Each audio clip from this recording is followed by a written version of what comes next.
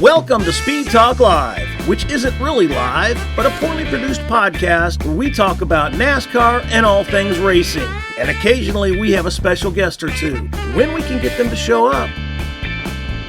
Sit down, strap in, pull those belts tight. Speed Talk Live is on the air. Pace car is in. Green flag, green flag, green flag. All right, welcome everybody to another edition Speed Talk Live, coming out of Bristol. My name's Greg Engel, the editor of CupScene.com, contributor to Forbes, and Auto Week Weekend Motorsports editor. All things to everybody. Joining me, as always, the future Supreme Court of the United States Chief Justice, Owen Johnson. Hello, friend. How are you? Hey, I'm doing great, Greg. Thanks for having me. Yeah, over there in England. So you're going to law school. That's why I said that.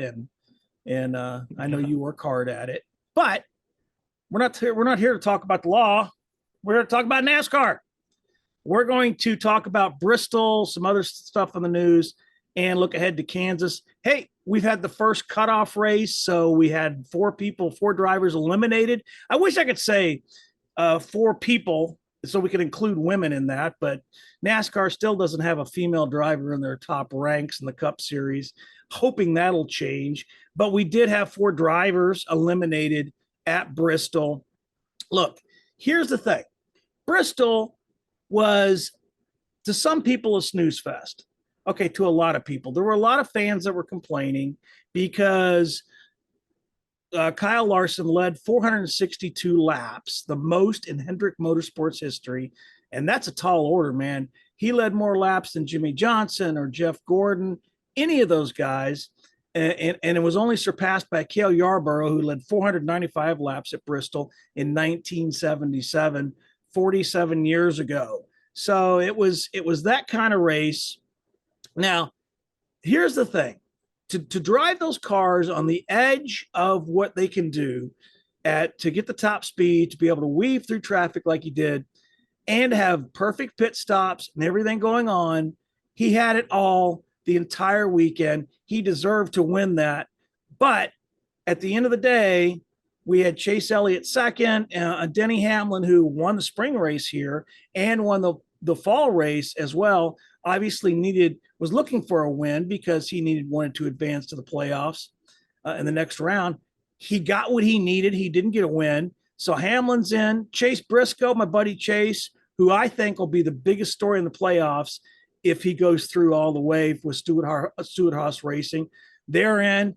Among those out, Truex, Gibbs, Brad Keselowski, and, of course, Harrison Burton. Now, most people kind of knew Harrison wasn't going to go much past the first round. I kind of hoped he did. I have a certain affinity for him. He was my mom's favorite driver. But he didn't make it. Neither did Brad Keselowski. And Ty Gibbs, who made a valiant effort. Don't get me wrong. He made a valiant effort. He had a speeding penalty and was sent towards the back of the field, made a rally at one point, was up in the top 10, ended up 15th, didn't make the cut, while Daniel Suarez, who ended up, I think at one point he was like 4 laps down, ended up 2 laps down in like 30th position. He had enough of a points cushion coming into this race that Ty Gibbs never got high enough to knock him off. And that shows the importance of being strong through all 3 of these races in a round. And Daniel Suarez certainly wasn't in contention for the win, but he did well enough to advance to the next round of the playoffs where anything could happen. Now, here's the thing. We were looking at this race at Goodyear's tires in the spring, kept blowing. They kept wearing out. And at first, during the race, I remember they were talking to the Goodyear officials, and they're all worried what's happening to the tires, blah, blah, blah. We ended up with, 54 lead changes in the spring. That was incredible. It was an incredible race. For us watching, it was an amazing race. We didn't know who was going to blow a tire next, who was going to wear out, and it just turned out to be an incredible race. So Goodyear allegedly brought the same compound to this race. So we were expecting that, or at least a lot of fans were. I was a little skeptical because, see, in the fall race the year before, in which they had the same exact tire compound they brought in the spring race, only had eight lead changes. or I'm sorry, 10 lead changes last fall. And it was a good race. Denny Hamlin won it. Saturday night, we had officially had 8 lead changes. So it wasn't too different than the last fall race. Here's my thing. Here's what I think happened. Now, I'm not some big conspiracy theorist. I don't believe the world's flat. I don't wear a tinfoil hat. I suspect that Goodyear was a little embarrassed by the performance of their tires in the spring race, no matter what we saw on TV and on the track and during that race. I suspect that even though they said they brought the same compound that they did in the spring, I think they didn't. And if they did, it acted the same way as they did last fall: cooler temperatures, lower humidity, maybe the other factors that contributed to what we saw last fall. So it was another failure of the short track package for this next gen car. And so it looks like NASCAR still has to do some work on it. That, according to a lot of fans. Here's my feeling on this. Okay, the next gen car, the more they keep working on it, they're trying everything. They seem like they're throwing everything but the kitchen sink at it: tires, splitters, different parts and pieces. And Denny Hamlin said on his podcast this week, which is more popular than this, I don't know why, but he said this week that they really can't afford to put, as a team owner, he can't really afford to buy more parts for the next gen car. So fooling with the tires seems to be the cheapest option. I don't disagree with that, but I'll tell you one thing I would like to see that they've been hesitant to do, and something that I think would change up the short track package a lot, is just to give them more horsepower. If you have more horsepower than you possibly need at a short track, then that's going to put the back in the driver's hands. Dale Earnhardt Jr. said this. Others have said that. I think that's what they need to do for the short track package, is to allow more horsepower. And I think they could tweak the engines they have to get more horsepower out of them, and take off some of the bumpers they have, so to speak, some of the rules that they have to keep these engines in check and in control, and give them that more horsepower. I think that would improve the short track package a lot. But you are right. For people to say, the short track package is not working because they're not seeing a lot of lead changes. Here's the thing: there was a lot of passing deeper in the field. I mean, let's face it. Yeah, Truex got stuck back in 24th after a speeding penalty after he ran up front, scored points in both stages. He looked like he was in a good position to move on. He got mired deep in the field, and people will say he wasn't passing. He wasn't able to pass, and it's the short track, package in the next gen car. But you had Ty Gibbs, who also had a speeding penalty, was sent deep in the field. He was able to make it back up in the top 10. Chase Briscoe didn't get a speeding penalty, but he had a slow pit stop, restarted, I believe, 18th. He was able to make it back up into the top 10. So they were able to pass. Here's what I think happened. I think that the drivers who were in the position to know that they were going to advance on points knew they had no chance of winning. Kyle Larson had them all locked up. So why are they going to take chances? If I'm in this position, say Denny, if I'm in the top 5 and I know I'm going to win, or I know I'm not going to win because Kyle Larson has the field covered, but if I stay in this position, I'll advance on points. I don't want to take any chances trying to mix it up and cause a crash, which can happen easily and quickly there at Bristol. So I think that's what we saw. The short track package still needs to be tweaked, put some more power in it. But I also think it was a product of the playoff drivers wanting to advance. I want to know your thoughts on this, Owen.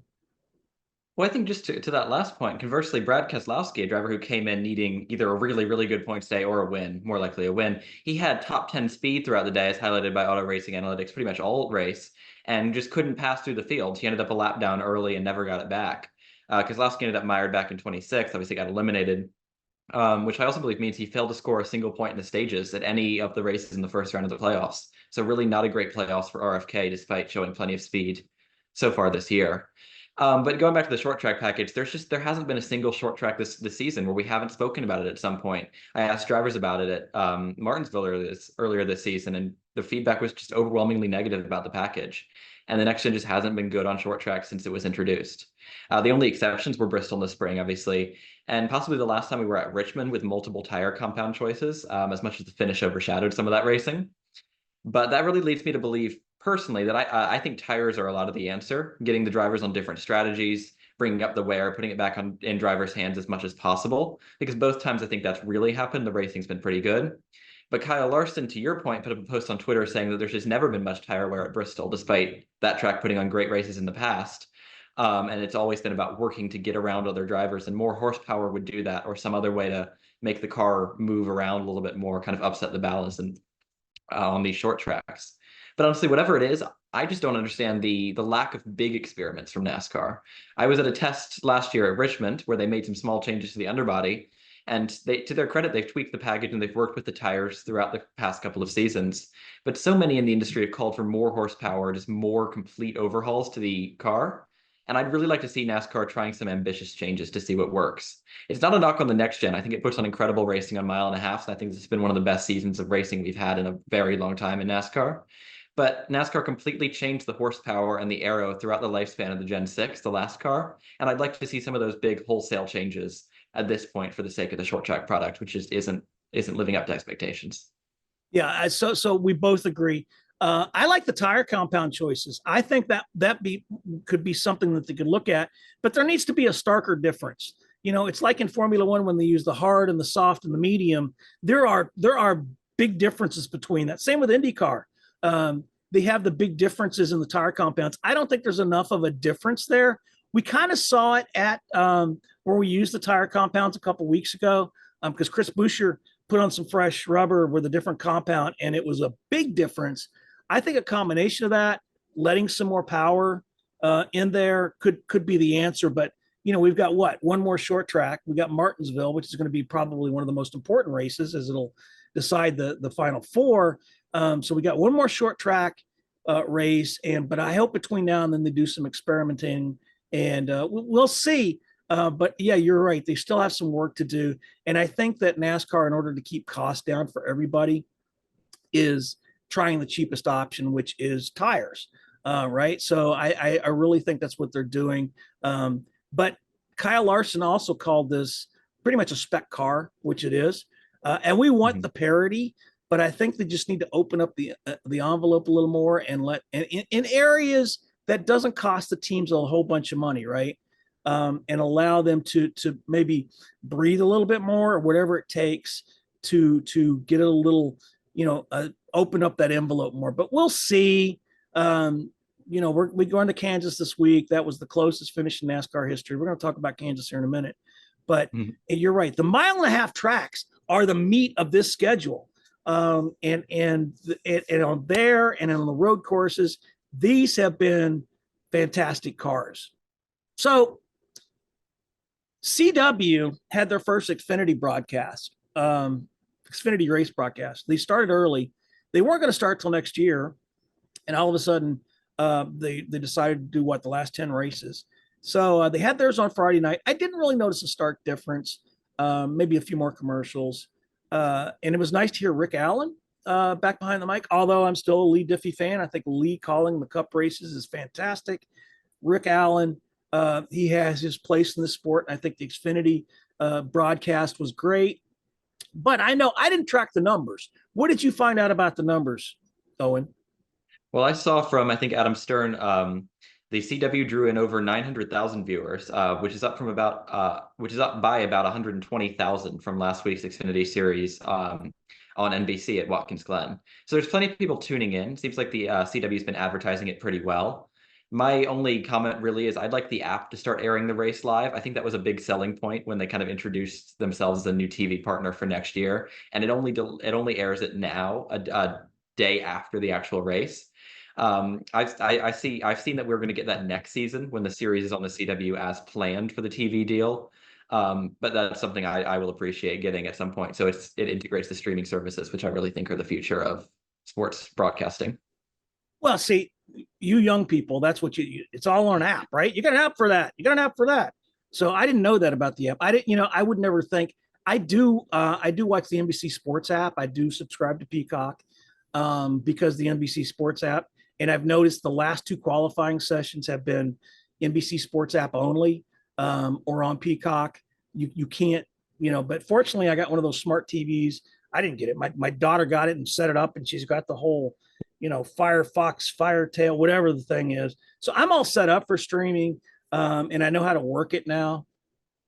So I've been watching that. So I get that. Yeah, I agree with you. I'm kind of curious as to why they don't do that, because if they're gonna, if they're gonna be like giving their package a dry run, so to speak, in these 10 races, let's go all the way. Let's put it all the way out there so they can find out, if they have any problems with the app and things like that. Now I do use the NASCAR app for my scanner when I'm not home.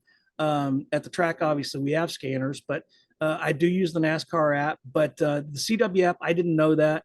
But I'm not interested in watching, reruns of Young Superman. So another app on my phone is not really what I like. So we'll see how the CW does going forward. And obviously, I'll support them in any way we can, and see how they do and see the lessons learned. So moving on, there was an odd and rare move in the middle of the season last week, and they announced this on Saturday at Bristol. Corey LaJoie and Justin Haley are swapping. So LaJoie is out at the end of the year at Spire, and they're going to replace him with Justin Haley, or Justin Haley's coming back. He raced for that team. Corey LaJoie, I think, is a great driver. I don't know if he's not getting along with people. I don't know what's going on behind the scenes. We may never know. Maybe Justin's bringing money with him. I don't know. But Corey is going to Rick Ware Racing, RWR, for the rest of the season. I think it's kind of odd that they did it in the middle of the season. But in a way, it makes sense. Neither car is in the playoffs. And it's a good time for both teams to see and get a heads up on 2025. Except that Corey LaJoie is not locked into RWR for next season, so this could be a tryout for him. But we'll see how that goes. What did you think of that move? Well, I think it's an interesting one because Haley has really been outperforming in the 51 this year, driving that car, and so I think it's going to be a good gauge of whether LaJoie can get similar results. We'll see if, for whatever reason, LaJoie maybe hasn't been melding well with his crew and his team. Maybe he needs a fresh start, but it's really been a tough season for that 7 team. A lot of wrecks, a lot of failures to finish. And so I think if he can find a new team that hopefully works well for him for the rest of the season, that might be helpful in securing that ride and locking it down for the future. And I hope he does. I like Corey. He's got a family history in the sport. He's been around for a long time. His dad raced in the sport, so I wish the best for him. So, and hopefully it's going to help turn things around over there and improve the performance. And if they do, and they'll sign him to a contract next year. Somebody brought up, I heard on the internet, speaking of contracts, that if NASCAR really wanted to up the game in the sport, every driver should have a 1-year contract. And I think that's brilliant because it would force a driver. You would be on stage in fighting for your ride next year. So a year contract for each driver, boy, that would be great. I mean, some would be a lock, obviously, no matter where they finished. But I think some other drivers, you put everybody on a 1-year contract, that would be fantastic. I would love to see that. I don't know if you heard that. What do you think about that, Owen? I mean, I'm sure the owners would love the chance to renegotiate with their drivers every year, but it definitely would be interesting. More pressure to perform. I think it's an interesting idea. When we renegotiate the charters, maybe that should be on it. Yeah, 1 year. I just thought that was funny. It's never going to happen, obviously, because Hendrick wants to lock down his drivers and JGR wants to lock down their drivers. So we'll see. Harrison Burton, speaking of one of my favorite drivers, he's joining AM Racing for Xfinity next season. I wish him well. I think he's young enough. We'll see him back in the Cup Series at some point after he can prove himself over at AM Racing. And they've gone through a couple of drivers. So let's see how he does next year. with them in the Xfinity Series. And I was glad he found a ride because he deserves to be in the sport. He's a great driver and deserving to be in the seat. And speaking of family, he's another family. Obviously his dad raced for many years, his uncle and his cousin and everybody. So it's good to see that Harrison's got a ride. What do you think of that move for Harrison? I think it's an interesting move to keep him inside the Ford camp. Obviously, he went to Wood Brothers Racing after driving for Toyota in the Xfinity Series. So I think it's interesting to keep those relationships alive. Obviously, the group that brought him to the Cup Series. So maybe there is a way back to the Cup Series in the future if he's sticking with them. That's all I was thinking about from that. Yeah, I mean, yeah, keep him in the Ford camp. I mean, Ford likes to keep their drivers, and I think it gives him confidence knowing that Ford has enough confidence in him to keep him in the fold, so to speak. So if they need to move him back up to Cup for whatever reason, he'll be available. So that's good. In executive news, Ty Norris, who has been around this sport forever, I've known him forever. He's moving from Trackhouse to Colleague, and he's one of the most experienced journeyman executives in the sport. He was at Dale Earnhardt Incorporated, Michael Waltrip Racing, and helped them navigate through all the scandals there. The fuel gate at the Daytona 500, when they were caught using the wrong kind of fuel to try and improve performance, and of course there was the spin gate to try to get their driver to get Clint Boyer into the playoffs. I would never accuse him of knowing what was happening, but he helped that team navigate through that. So it's interesting to see his sudden split from Trackhouse to Colleague. He's going to Colleague Racing, and I'm sure that Colleague, gave some incentives to lure him over from Trackhouse to Colleague. What do you think of that, Owen? Well, I think it's interesting that he's always followed the headlines from DEI to Michael Waltrip Racing, now at Trackhouse with Hale Mellon, the Project 91 SVG, and Kimi Räikkönen car. But I spoke to Chris Rice, the team president at Colleague at Daytona and Darlington, when they announced their Xfinity lineup as they're trying to kind of rebuild that program. And he highlighted the big investment they're putting into their team. I feel like this is a very clear example of putting the investment in, getting the results. Someone who's very experienced, someone who knows his way around the sport. I think we'll see some results from it. Yeah, and I'm sure Ty is whining all the way to the bank. So good for him. Good for him. He's a smart guy. He knows what he's doing, and any team would be glad to have him. So Trackhouse lost, his colleagues gain. Speaking of investments, Geico Insurance is ending their premier sponsorship at the end of the season, according to like you pointed out, Adam Stern from the Sports Business Journal. Is that a big deal or nah? I don't think it is a big deal because I think it gives the opening for another premier sponsor to come in. And I think Geico has just decided to take their money elsewhere. But I don't think that hole will be left unfilled for long.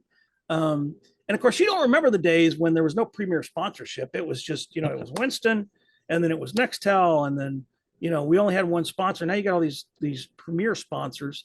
So to me, it's not that big a deal because I do think it opens up an opportunity for NASCAR to fill that hole. But what are your thoughts on that? Well, I'm not quite that young. I still remember the Sprint Cup and the Monster Energy Cup Series, but Stern pointed out that it's a deal worth it was a deal worth somewhere in the low seven figures. So it's a pretty significant source of income. Obviously, one of the top four partners for the Cup Series. But I don't see it necessarily as a sign that the premier partnership model is anyway broken or there's more to go, just because I think the insurance industry has been pretty volatile since the pandemic. I think NASCAR has been talking in the past about looking at other premier partners. So I imagine that hole will be filled reasonably quickly. Yeah, that's a good point. Insurance companies have, especially here in Florida, if you want to get homeowners insurance here in Florida, you got to sell a kidney almost. But so yeah, they've been in trouble for a long time. So yeah, and that's not an aspect I thought of. It's just a company bringing their money elsewhere. So speaking of money, IndyCar Charters, the IndyCar series announced charters for their teams this week. They're going to be worth anywhere from 6 figures to 7 figures, low 7 figures. And I thought it found it kind of curious because I'm wondering what they learned from NASCAR. without actually seeing the wording on a charter for each side, I don't know what the differences are and things. I'm sure there's stuff unique to each of the sport, but at the heart, it's a motorsport. It's a team.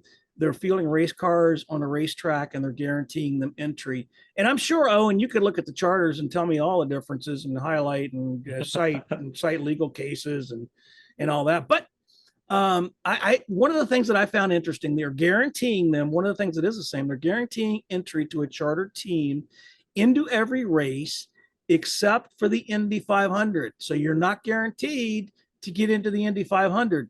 I love that. I think that's fantastic. I think it adds more drama and intrigue to Indy, and I think it could really be a news item to have a small team that could bump a chartered team out. And I wonder if NASCAR set up and paid attention to that. And what do you think about NASCAR doing that for the Daytona 500? I think that I'd be all for that. I would definitely be for it. I don't see it happening necessarily because I just think the Indy 500 at this point is so different than the Daytona 500. I mean, I always come back to the stat that something like 70% of Indy 500 viewers never watch another race in the IndyCar schedule. It's such a big event, and where NASCAR got rid of the speed weeks, IndyCar still has the month of May with Bump Day and Carb Day, and qualifying is still as big a spectacle as it's ever been. Drivers like Fernando Alonso having to contend for a spot in the Indy 500. So I think being able to get bumped out, no matter what kind of pedigree you have as a driver, is just such an integral part of that race. Also, in terms of championship implications, Daytona 500 is just another race for NASCAR, whereas the Indy 500 pays double points for IndyCar. So there's already something kind of treating it differently as a championship, making it a little bit more special, a little bit more motivation not to get bumped out and go home. And there's some precedent for treating it differently. I'd like to see it for NASCAR. I just don't see that ever happening. So let's double the points for the Daytona 500. What do you think? So we could steal that idea from them. But I really do. I really am on board with the, with a non-charter. The charter doesn't guarantee you an entry into the Daytona 500. I think it could make speed weeks more, bring speed week back. We don't have speed weeks anymore because we qualify on Wednesday and Thursday. So it's not a week like it used to be. I think it could be more important if we did a qualifying session on the Sunday before, like we used to. And then the team that was on the front row and the team that made it in could have the whole week to celebrate that and use that and market it. So, hey, NASCAR, look at that. Let us know. And it was Owen and I's idea. All right. Let's move to Kansas. So we're going back to Kansas. We were there in May this weekend. Kyle Larson won there, obviously in May, in the closest finish in history. And we kind of touched on that, denying Chris Buescher a chance in the playoffs. And we've already talked about Chris feeling bad about that. 1/100th of a second he won that race, so it was great last time, but it also shows that Kyle Larson may not be as dominant as he was at Bristol, because he did win, but it wasn't an overwhelming win, and it wasn't a runaway like we saw at Bristol last week. Tyler Reddick won there last season, so while Larson seems a shoe-in for the next round, he could definitely win Kansas again, or do well. And he seems like he's going to be able to make it to the next round. If he messes up at Kansas, if something happens, a bad pit stop, or he gets caught up in a crash like Atlanta, or something happens like that, I think he's in serious danger of not advancing, because Talladega, he has never done all that spectacular at, and it is a wild card race. So it'll be interesting to see how it plays out. But you did pick him last week for Bristol. I know that. I meant to mention that because he was your pick last week. I think this is my pick for this week. I'm going to go with Chris Buescher because I think he's going to be on a redemption tour. I think he definitely shows us he has the speed, and I think he's going to go and want to like, in Larson's face at losing there in the spring.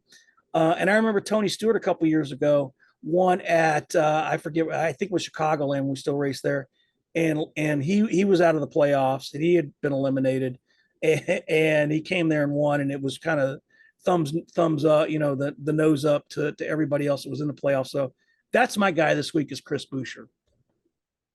Well, I have to celebrate the rare occasions I get my pick right. But I think Buescher's a good pick. He has already played spoiler once in the playoffs at Watkins Glen this year. So he definitely knows how to get the win in the postseason already. But I'm going to take someone kind of on the bottom end or the other end of the average finish chart. Maybe not the best performance overall at Kansas, but a team that knows how to perform in the playoffs, and that's the Penske drivers. They haven't won in a mile and a half, discounting Atlanta, which races like a super speedway at this point, since Ryan Blaney won in the Coke 600 last year. But all three Penske drivers had a really good first round, rising to the challenge in the playoffs. Logano obviously got the win in the first race of the last round at Atlanta. And I think this time it's going to be the 12 team and Ryan Blaney who gets the win in the first race of this round. That was your second correct pick this year, by the way. I forget the other one, but you made another correct pick. So, yeah, I think that's a solid pick. Penske has been doing well. Blaney looked good Saturday night, and Logano, like you said, won the first race in this round. So could he do it again? I think Penske could. I think they've got something under control there. And they've still got all three of their cars in the playoffs. They can't say that. JGR can't say that. Certainly. So we'll see. That'll be interesting to watch. So we'll see Kansas this week. We will get back next week and talk about Kansas and how it plays out. That is, if I don't get raked over by a hurricane that's coming barreling up the coast here in Florida, but I think I'll be fine. It's going to skirt, and Helene is not a mean name. I wish they would name hurricanes mean names, right? Like Hurricane Hades or something, because Helene sounds like an old math teacher that I had in elementary school, and she didn't scare me. And this hurricane doesn't scare me either. Of course, I went through Hurricane Andrew. I was stationed in Homestead, so that was like a big lawnmower coming across. We're not going to have that problem. So we'll be back here next week talking about Kansas and looking forward to the final playoff race of that round, which will be Talladega. Listen, everybody, have a great week. Stay safe. If you're in Florida, batten down the hatches, boys and girls. Make sure you got your hurricane supplies, blah, blah, blah. Go up, buy all the bread. Go buy all the milk. Leave all the wine and whiskey for me. All right. Thanks, Owen. I appreciate it, my friend. We will see you next week, and we'll see you next week. Like, subscribe, support this channel. We appreciate it. Have a great week, everybody. See ya. Thanks for listening to Speed Talk Live. For questions or just to tell us how bad our production is or to leave other feedback, leave us a comment below. For all the latest NASCAR news, visit www.cupscene.com. Until next time, peace out and let's go racing.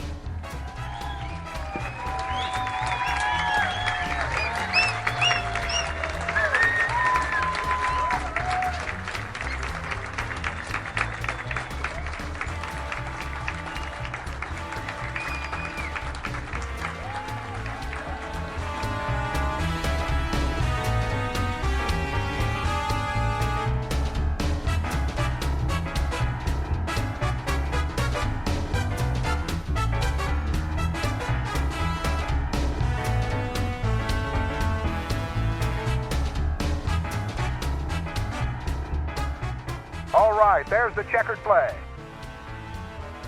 Great job, driver.